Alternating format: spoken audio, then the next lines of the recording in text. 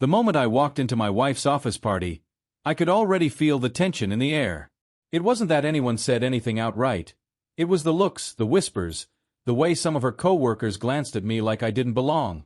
Emily, my wife, had been distant for months.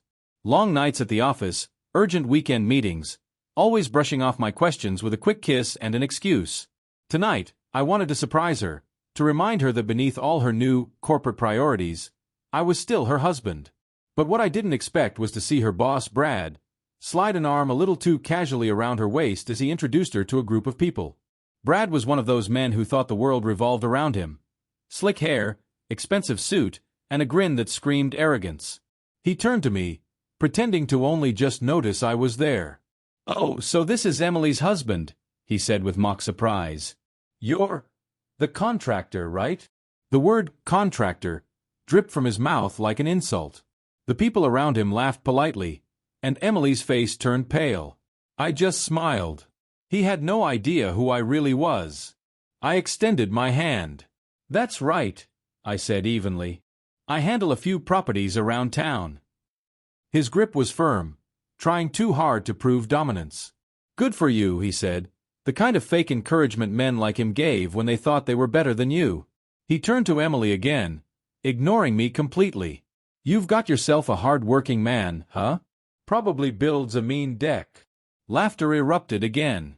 I could see Emily shrinking in embarrassment, but she didn't correct him. That stung more than his words ever could. The rest of the evening was a performance. Brad made little jokes about blue-collar types and people who work with their hands, and each time, Emily nervously giggled or looked away. I stayed calm, polite, even charming. Because I wasn't just some husband tagging along to his wife's party. I was the silent majority shareholder of the company, the man who had built the firm Brad now ran, before stepping back to let others handle the day-to-day.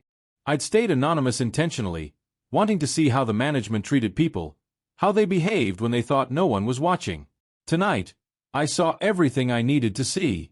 When dinner began, I sat quietly at the table, letting Brad boast about the company's record-breaking profits. He bragged about his leadership skills, and took subtle jabs at his subordinates. Emily tried to steer the conversation away from him, but he always circled back.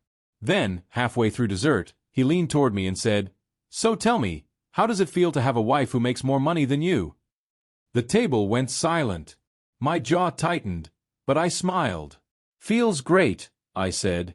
"Especially since every paycheck she earns comes from my company." For a second, no one spoke. Brad laughed. Loud. Fake. Uneasy. "That's funny," he said. I leaned back in my chair. I wasn't joking. Then I turned to the CFO, sitting a few seats away. "David, you might want to let Brad know who signed the acquisition papers 3 years ago." The CFO's eyes widened. "Sir, I didn't realize you were attending tonight. My apologies." The word "sir" echoed around the table like a gunshot. Brad's grin disappeared. Emily's fork dropped against her plate. I stood up, straightened my jacket, and looked Brad in the eye. "I built this company from the ground up. The properties you manage, the projects you boast about, they're mine. And I've been watching you for a while now." His face turned ghost white. "You've been mocking employees, belittling your team, and apparently flirting with your married staff at company events. That ends tonight." I glanced at Emily, her eyes wide with guilt and shame. "You'll hand in your resignation by Monday. If you don't, I'll make sure everyone knows why." The room was dead silent. Brad stammered, trying to find words, but none came. I looked at Emily once more, her face flushed with humiliation. "Enjoy the rest of your evening," I said and walked out. The whispers followed me all the way to the door.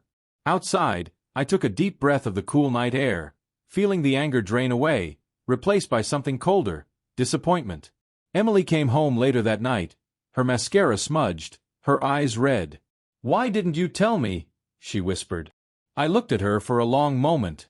"Because I wanted to see who you'd become when you thought I wasn't watching." She started to cry, reaching for me, but I stepped back. "I didn't expect loyalty from your boss, Emily. But I did from my wife." That night, I slept in the guest room. Not out of anger, but clarity. Sometimes, You don't need to raise your voice to make a point. You just need to let silence and truth do the talking.